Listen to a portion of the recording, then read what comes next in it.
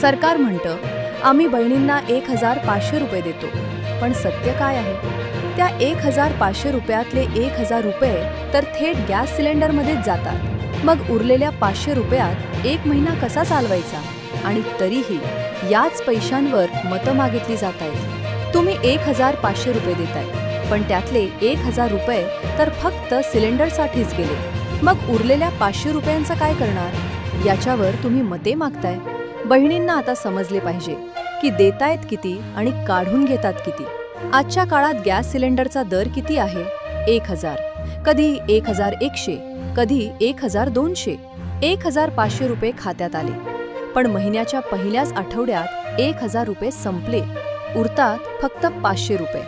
त्या 500 रुपयात भाजी, डाळ, दूध, शाळेचा खर्च, औषधं, हे सगळं कसं शक्य आहे?